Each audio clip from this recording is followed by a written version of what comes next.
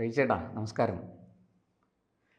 റീച്ചേട്ടാ, ഈ എന്തിനും ഏതിനും കേന്ദ്ര സർക്കാരിനെതിരെ അല്ലെങ്കിൽ കേന്ദ്ര സർക്കാരിനോട് കൊമ്പ് കോർക്കുന്ന ഒരു സമീപനമാണ് നമ്മുടെ സംസ്ഥാന സർക്കാർ കഴിഞ്ഞ കുറേ നാളുകളായിട്ട് പിന്തുടരുന്നത്. അതിൻ്റെ ഏറ്റവും ഒടുവിലത്തെ ഉദാഹരണമാണ് നമ്മുടെ വിദ്യാഭ്യാസ മന്ത്രി പറഞ്ഞ ഒരു സ്റ്റേറ്റ്മെൻറ്റ്, അദ്ദേഹത്തിൻ്റെ ഒരു പ്രസ്താവന. അതായത് കേന്ദ്ര സർക്കാർ പറയുന്നത് പോലെ വിദ്യാർത്ഥികളെ തോൽപ്പിക്കുന്ന ഒരു നയം കേരളം പിന്തുടരില്ല. വിദ്യാഭ്യാസം എന്ന് പറയുന്നത് ഒരു സംസ്ഥാന സർക്കാരിൻ്റെ നിയന്ത്രണത്തിൽ വരുന്ന കാര്യമാണ്. അത് ഞങ്ങൾക്ക് അംഗീകരിക്കാൻ സൗകര്യമില്ല. ഞങ്ങൾ ഞങ്ങളുടേതായൊരു പദ്ധതിയിൽ മുന്നോട്ട് പോകും എന്നാണ് പറയുന്നത്. എന്താണ് ഇതിനുള്ളിലെ രാഷ്ട്രീയം? എന്താണ്?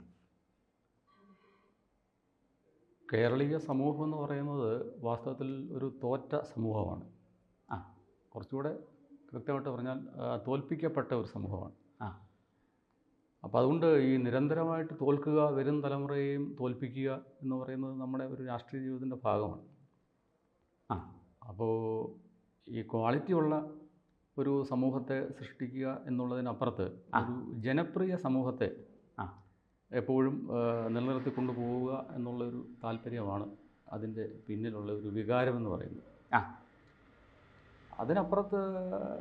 അതിനകത്ത് പ്രത്യേകിച്ച് കാഴ്ചപ്പാടുകളൊന്നുമില്ല.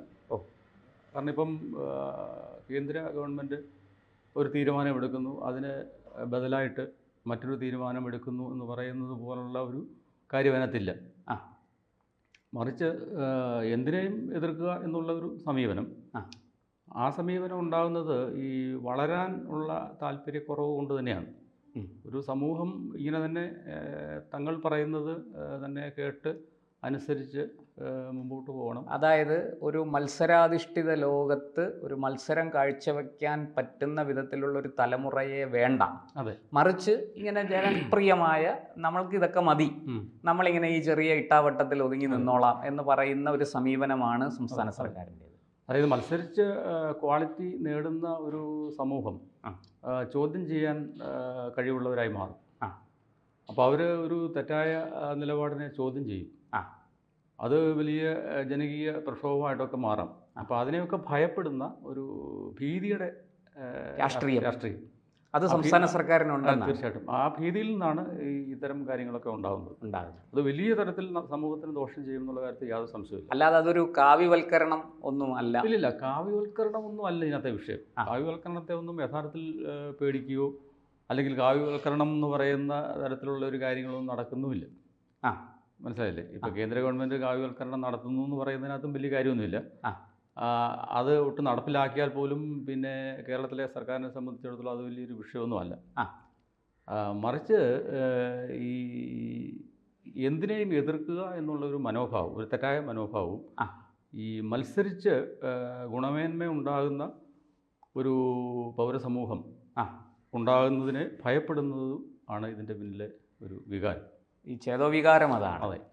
പക്ഷേ ഈ മേമ്പൊടിക്ക് പുറമെ ഇതൊക്കെ പറയുന്നതേ ഉള്ളൂ. കാവ്യവൽക്കരണം, ഏകപക്ഷീയമായ, അത് ഒരു ന്യൂനപക്ഷ വിഭാഗങ്ങളെ കുറച്ച് തൃപ്തിപ്പെടുത്തുക എന്നുള്ള ഒരു കേവലമായ രാഷ്ട്രീയ താല്പര്യം കൂടെ അതിനകത്തുണ്ട്. അതായത് കുറച്ച് രാഷ്ട്രീയമുണ്ട്, അതെ, കുറച്ച് തങ്ങളുടെ സ്വാർത്ഥപരമായ താല്പര്യങ്ങളും എല്ലാം കൂടെ ചേർന്ന് വരുമ്പോഴാണ് ഈ കേന്ദ്രത്തെ എതിർക്കുന്നത്. ഇപ്പോൾ ഞാനിത് ചോദിക്കാൻ കാര്യം, ഈ 5-8 ക്ലാസ്സുകളിൽ ഓൾ പാസ് എല്ലാ വിദ്യാർത്ഥികളെയും ജയിപ്പിക്കുന്ന പതിവ് വേണ്ട എന്നാണ് കേന്ദ്ര സർക്കാരിൻ്റെ നിലപാട്. അവർ പറയുന്നത് ഇങ്ങനെ നമ്മൾ ഓൾ പാസ് കൊടുത്ത് 10ാം ക്ലാസ് വരെയും ജയിപ്പിച്ചു വരുന്ന കുട്ടികൾ ഉന്നത വിദ്യാഭ്യാസ മേഖലയിലേക്ക് വരുമ്പോൾ അവർ മത്സര പരീക്ഷകളിൽ പരാജയപ്പെട്ടു പോകും. ഇപ്പം നമ്മൾ ഏറ്റവും ഒടുവിലത്തെ ഉദാഹരണം കൂടി ഞാൻ പറയാം. ഇപ്പോൾ ഡൽഹി യൂണിവേഴ്സിറ്റി, JNU പോലെയുള്ള സ്ഥലങ്ങളിലൊക്കെ എൻട്രൻസ് വെച്ചു. അപ്പോൾ അവിടെ ഇപ്പോൾ പ്രവേശനം കിട്ടണമെങ്കിൽ വെറുതെ പറ്റത്തില്ല, എൻട്രൻസ് എഴുതി പാസ്സാകണം. ആ എൻട്രൻസ് നമുക്ക് നമ്മുടെ നാട്ടിലിരുന്ന് തന്നെ എഴുതാം, നെറ്റിൽ കൂടെയൊക്കെ എഴുതാം, ഇൻ്റർനെറ്റ് വഴി പരീക്ഷകളൊക്കെ അപ്പിയർ ചെയ്ത്. പക്ഷെ അങ്ങനെ വരുമ്പോൾ നമ്മുടെ കുട്ടികൾ ഒരുപാട് പുറകിലാണ്. ഇപ്പോൾ പണ്ടൊക്കെ ഈ JNUവിലും ഡൽഹി യൂണിവേഴ്സിറ്റിയിലും ഒക്കെ ഒരുപാട് പേർക്ക് അഡ്മിഷൻ കിട്ടും. നമ്മുടെ പല രാഷ്ട്രീയ നേതാക്കളും അങ്ങനെ പഠിച്ചു വന്നവരുണ്ട്, ഉന്നത വിദ്യാഭ്യാസം അവിടെ ചെയ്തവരുണ്ട്. പക്ഷേ ഇപ്പോൾ നമ്മുടെ ഈ പുതിയ തലമുറ കഴിഞ്ഞ കുറേ നാളുകളായിട്ട് ഇത്തരം മത്സര പരീക്ഷകളിൽ പിന്നോട്ട് പോകും. അപ്പോൾ ഇത് പഠിച്ച് മനസ്സിലാക്കിയിട്ടാണ് കേന്ദ്ര സർക്കാർ ഇങ്ങനെ ഒരു നിലപാടെടുത്തതെന്നാണ് പൊതുവെ പുറത്തു വരുന്ന വിവരം. അപ്പോൾ അതുകൊണ്ട് ഈ 5-8 ക്ലാസ്സുകളിൽ ഓൾ പാസ് വേണ്ട. അതിനെയാണ് സംസ്ഥാന സർക്കാർ എതിർക്കുന്നത്. അതുകൊണ്ടാണ് ഞാൻ ഇതിൻ്റെ രാഷ്ട്രീയം ചോദിച്ചത്. എന്തുകൊണ്ട് ഈ ഓൾ പാസ് എന്ന് ഒരു നിലപാടിലേക്ക് സംസ്ഥാനം, ഇപ്പോൾ കഴിഞ്ഞ ദിവസം ഈ അടുത്ത കാലത്ത് തന്നെ നമ്മുടെ വിദ്യാഭ്യാസ മന്ത്രി പറഞ്ഞു ഇത് ശരിയല്ല, നമ്മൾ പരീക്ഷകൾ കുറച്ചുകൂടെ ഗൗരവമായിട്ട് നടത്തണം എന്നൊക്കെ പറഞ്ഞു. എന്നിട്ടും ഇങ്ങനൊരു നിലപാടെടുക്കുകയാണ്. ഇതിൻ്റെ പുറകിൽ മറ്റെന്തെങ്കിലും ലക്ഷ്യമുണ്ടോ? അങ്ങിപ്പോൾ പറഞ്ഞ പോലെ ഗുണനിലവാരം അല്ലാതെ മറ്റെന്തെങ്കിലും ഒരു ലക്ഷ്യം അതിൻ്റെ പുറകിലുണ്ടോ? അല്ല, മറ്റ് ലക്ഷ്യം എന്ന് പറയുന്നതുകൊണ്ടൊന്നും എനിക്ക് തോന്നുന്നില്ല. കാരണം ഈ 5-8 ക്ലാസ്സുകൾ എന്നല്ലേ പറഞ്ഞേ? അതെ. ആ ഒരു പ്രായത്തിൽ വരുന്ന കുട്ടികൾ വാസ്തവത്തിൽ നന്നായിട്ട് വിദ്യാഭ്യാസം ചെയ്യേണ്ട ഒരു സമയവും ഒരു മത്സരത്തിലേക്ക് രൂപപ്പെടുത്തിയെടുക്കേണ്ടതുമായിട്ടുള്ളൊരു പ്രായമാണ്. അപ്പോൾ ആ സമയത്ത് കുട്ടികളെയൊക്കെ ഇങ്ങനെ എന്താണ് മത്സരത്തിൻ്റെ ശേഷി അവർക്ക് നഷ്ടപ്പെടുത്തുക എന്ന് പറയുന്നത് വാസ്തവത്തിൽ അവരോട് ചെയ്യുന്ന ഒരു ദ്രോഹമാണ്.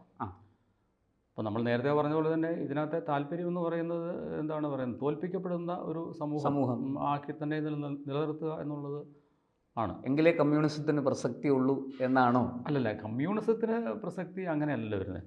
ഈ കമ്മ്യൂണിസത്തിൻ്റെ പേരിലുള്ള അധികാര രാഷ്ട്രീയത്തിൽ അതായത് വിമർശനത്തെ സംഗീതം പോലെ ശ്രവിക്കണം എന്ന് പറയുന്നതും കമ്മ്യൂണിസത്തിൻ്റെ ഭാഗമാണ്.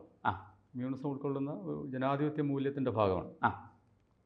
പക്ഷെങ്കിൽ ഈ പാർലമെൻ്ററി അധികാരത്തെ ഒരു സമ്പത്തിൻ്റെയും അധികാരത്തിൻ്റെയും താല്പര്യത്തിൽ കാണുകയും അങ്ങനെ അതിനെ ദുരുപയോഗം അത് നിലനിർത്താൻ ആവശ്യം. അതെ, അതിന് അത്തരം ഭരണ സംവിധാനങ്ങളാണ് ഈ സമൂഹത്തെ എപ്പോഴും ഇങ്ങനെ എന്താണ് പറയുക, ദരിദ്രവൽക്കരിക്കുക, ആശയപരമായിട്ടും വിദ്യാഭ്യാസപരമായിട്ടും എല്ലാം ഇങ്ങനെ നിർത്തുക എന്നുള്ളത് അവരുടെ താല്പര്യമാണ്. ഇതിനകത്ത് അങ്ങ് ചൂണ്ടിക്കാണിച്ചതിനകത്തൊരു പ്രശ്നമുണ്ട്. ഒരു വിഭാഗം വിദ്യാർത്ഥികളെങ്കിലും CBSE, ICSE പോലെയുള്ള സിലബസുകൾ പിന്തുടരുന്നു കേരളത്തിൽ. ഞാൻ കേരളത്തിൻ്റെ കാര്യമാണ് പറയുന്നത്. അവർ വലിയ തോതിൽ മത്സര പരീക്ഷകളെ നേരിടാനും വിജയിക്കാനുമുള്ള ആർജവം നേടുന്നു ഈ വിദ്യാഭ്യാസ കാലത്ത്. പക്ഷേ നമ്മുടെ ഈ പൊതുവിദ്യാഭ്യാസം, സംസ്ഥാനം പിന്തുടരുന്ന പൊതുവിദ്യാഭ്യാസം നേരെ മറിച്ച് അങ്ങ് പറഞ്ഞതുപോലെ പോവാണ്. അപ്പോൾ വാസ്തവത്തിൽ കേരളത്തിൽ 2 തരം പൗരന്മാരെ സൃഷ്ടിക്കുക. രണ്ടു തരം പൗരന്മാരെ സൃഷ്ടിക്കുക, അത്ര ഒരു സൃഷ്ടിയല്ല ഭാവിയിൽ ഉണ്ടാവാൻ പോകുന്നത്. പിന്നെ എന്താണ് ഈ പറഞ്ഞ CBSE പോലുള്ള വിഭാഗത്തിൽ പെടുന്ന കുട്ടികൾ അവരുടെ യോഗ്യത കൊണ്ടും ഒക്കെ തന്നെ അവർ ഇവിടുന്ന് പുറത്തേക്ക് പോകും. മനസ്സിലായില്ലേ? അവർ ഇന്ത്യയുടെ മറ്റു പ്രദേശങ്ങളിലേക്കും അതുപോലെ തന്നെ ഇന്ത്യക്ക് പുറത്തേക്കും ഒക്കെ പോകാനായിട്ട് ഉള്ള ക്വാളിറ്റി നേടുന്ന വിദ്യാർത്ഥികളാണ്. ബാക്കി വരുന്ന ബഹുഭൂരിപക്ഷവും ഇവിടെ ഈ പറഞ്ഞ പോലെ സ്റ്റേറ്റ് സിലബസ് പഠിച്ച് അവർ ഇങ്ങനെ പ്രത്യേകിച്ച് ജോലിയൊന്നുമില്ലാതെ ഇപ്പോൾ നമ്മൾ കാണുന്ന തരത്തിലുള്ള ഒരു നിലവാരമില്ലാത്ത സമൂഹമാക്കി മാറ്റും. അത് രണ്ട് തരം സമൂഹത്തെ സൃഷ്ടിക്കുമെന്ന് ചോദിച്ചു കഴിഞ്ഞാൽ 2 തരം ഇവിടെ ഉണ്ടാവത്തില്ല. ഒരു തരം കൃത്യമായും ഇവിടെ നിലനിൽക്കുകയും വേറൊരു തരം ഇവിടുന്ന് രക്ഷപ്പെട്ടു പോവുകയും ചെയ്യും. പക്ഷേ അതിനകത്ത് ഒരു പ്രശ്നം, നമ്മളിപ്പോൾ അഖിലേന്ത്യാ അടിസ്ഥാനത്തിലാണ് മെഡിക്കൽ എൻട്രൻസ് വരുന്നത്. ഈ മെഡിക്കൽ എൻട്രൻസ് ഒക്കെ വരുമ്പോൾ അത് എഴുതാനുള്ള പ്രാപ്തി അങ്ങ് ഈ പറഞ്ഞ ഇവിടുത്തെ ഈ സംസ്ഥാന സ്റ്റേറ്റ് സിലബസിൽ പഠിച്ചു വരുന്ന കുട്ടികൾക്ക് ഉണ്ടാകുമോ? അവർ എത്ര കണ്ട് അതിൽ വിജയിക്കും? ഇല്ല, അത് വളരെ കഷ്ടമാണ്. അവർ വിജയിക്കാനുള്ള സാധ്യത വളരെ കുറവാണ്. എന്നിട്ടും ഇത് തിരിച്ചറിഞ്ഞോ തിരിച്ചറിയാതെയോ എന്തായാലും സംസ്ഥാന സർക്കാർ ഇങ്ങനൊരു നിലപാടെടുക്കുന്നത് ആത്മഹത്യാപരമല്ലേ? തീർച്ചയായിട്ടും സർക്കാരിനെ സംബന്ധിച്ചിടത്തോളം ആത്മഹത്യാപരമല്ല. കാരണം ഇതിനകത്ത് ഈ സർക്കാരുമായി ബന്ധപ്പെട്ടിട്ടുള്ള അല്ലെങ്കിൽ രാഷ്ട്രീയമായി ഉന്നത അധികാരത്തിലുള്ള ആൾക്കാരുടെ മക്കളൊക്കെ, അത് ഏത് രാഷ്ട്രീയത്തിൻ്റെ ആയാലും, അവരൊക്കെ ഈ പറഞ്ഞ തരത്തിലുള്ള CBSEയിലും ICSEയിലും ഒക്കെ പഠിക്കുകയും അവരൊക്കെ പുറത്തു പോവുകയും വലിയ നിലകളിലേക്കൊക്കെ പോകും. അതിന് യാതൊരു സംശയമില്ല. അത്തരം ഒരു സുരക്ഷിതമായിട്ടുള്ള ഒരു സംവിധാനം അവരുണ്ടാക്കിയിട്ടുണ്ട്. ബാക്കി വരുന്ന ഈ വോട്ട് ബാങ്ക് എന്ന് പറയുന്ന വലിയൊരു വിഭാഗത്തെ, ഒരു സാധാരണക്കാരൻ്റെയും പിന്നെ സാമ്പത്തികമായി പിന്നാക്കം നിൽക്കുന്നവരുടെ, മിഡിൽ ക്ലാസ് മുതൽ താഴോട്ടുള്ള ഒരു വലിയ വിഭാഗം, അവരെ അങ്ങനെ നിലനിർത്തുക എന്നുള്ളത് മാത്രമേ വലിയ തോതിൽ ബാധിക്കുന്നതാണ്. തീർച്ചയായിട്ടും കേരളത്തിന് വളർച്ചയില്ലാതെ പോകും.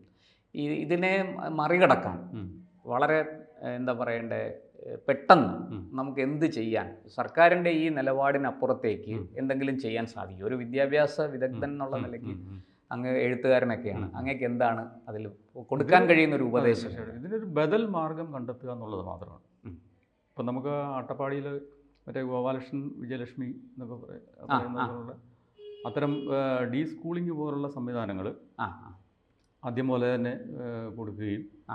അങ്ങനെ വിദ്യാർത്ഥികളെ അവർക്ക് തന്നെ ഒരു മത്സരിക്കണം എന്നുള്ള ഒരു താല്പര്യം അവരിലുണ്ടാകുക. ആരോഗ്യകരമായ ഒരു മത്സരമാണ് നമ്മൾ ഈ മത്സരം എന്ന് ഉദ്ദേശിക്കുന്നത്, അല്ലാതെ മറ്റൊരുത്തിനെ തോൽപ്പിക്കുക എന്നുള്ളൊരു അല്ല. ജയിക്കുക എന്നുള്ളൊരു വേണം, ഒപ്പം തൻ്റെ കഴിവ് തെളിയിക്കുക. അപ്പോൾ അങ്ങനെ വളരെ ചെറിയ പ്രായത്തിൽ തന്നെ കുട്ടികൾക്ക് അത്തരം അവരവരുടെ ശേഷി, ഒരു ആരോഗ്യകരമായ മത്സരത്തിന് അവരെ ഒരുക്കുക, അതിന് അവർ തന്നെ സന്നദ്ധമാകും. അപ്പോൾ ഈ ബദൽ സംവിധാനങ്ങൾ ഉണ്ടാക്കുന്നത് മാത്രമേ ഉള്ളൂ ഇതിന് പരിഹാരം എന്ന് എനിക്ക് തോന്നുന്നു. അല്ലാതെ നമ്മൾ ഈ പറയുന്നത് പോലെ ഈ ഓൾ പാസിനെ സർക്കാർ പിന്തുടരുന്ന ഓൾ പാസ് എന്ന നയം പെട്ടെന്നൊന്നും മാറ്റാൻ പോകുന്നില്ല. ഇല്ലില്ല, അതും മാറ്റത്തില്ല. കാരണം അതൊരു നയത്തിൻ്റെ ഭാഗമാണ്, അതൊരു പൊളിറ്റിക്കൽ നയത്തിൻ്റെ ഭാഗമാണ്. ഒരു രാഷ്ട്രീയ ഇച്ഛാശക്തിയോടുകൂടി അങ്ങനെ ഒരു വിഭാഗത്തെ നിലനിർത്തേണ്ടത് ആവശ്യമാണല്ലോ. അപ്പം തീർച്ചയായിട്ടും ഒരു രണ്ടാം നിര അല്ലെങ്കിൽ രണ്ടാം തരം സമൂഹത്തെ വാർത്തെടുക്കാൻ വേണ്ടുന്നൊരു നയം ആണ്. വാസ്തവത്തിൽ അതിലൊരു വലിയ പാളിച്ചയും ഉണ്ട്. അത് വലിയ തരത്തിലുള്ള ദോഷം കേരളത്തിന് ചെയ്യും. ഇപ്പം തന്നെ കേരളത്തിൽ നിന്ന് മറ്റ് രാജ്യങ്ങളിലേക്ക്, യൂറോപ്പ് അടക്കമുള്ള രാജ്യങ്ങളിലേക്ക് വിദ്യാർത്ഥികൾ പോകുന്നതിൻ്റെ ഒരു പ്രധാനപ്പെട്ട കാരണം ഇവിടുത്തെ വിദ്യാഭ്യാസ നിലവാരത്തിൻ്റെ തകർച്ചയാണ്. എന്തായാലും നമുക്ക് കാത്തിരിക്കാം, സർക്കാരിന് എന്തെങ്കിലും മാറ്റമുണ്ടാകുമോ, അതോ ഈ മൊത്തത്തിൽ ഒരു ഉടച്ചുവാർക്കൽ ഉണ്ടാകുമോ, ഈ കേന്ദ്രം പറയുന്നത് പോലെ ഒരു മാർഗത്തിലൂടെ ഇവർ നീങ്ങുമോ, അതോ ഈ പറഞ്ഞതുപോലെ എന്നും ഈ പറയുന്ന ഒരു രണ്ടാം നിര സമൂഹത്തെ സൃഷ്ടിക്കാൻ വേണ്ടുന്ന ആ മാർഗത്തിൽ തന്നെ നമ്മുടെ സർക്കാർ ഉറച്ചു നിൽക്കുമോ എന്ന് നമുക്ക് കാത്തിരുന്ന് കാണുകയേ വഴിയുള്ളൂ. എന്തായാലും ഇതിനെതിരെ വിമർശനങ്ങളൊക്കെ ഉയർന്നിട്ടുണ്ട്, അതൊരു ചർച്ചാ വിഷയമായിട്ടുണ്ട്. നമുക്ക് നോക്കാം എന്താണ് സംഭവിക്കാൻ പോകുന്നത്.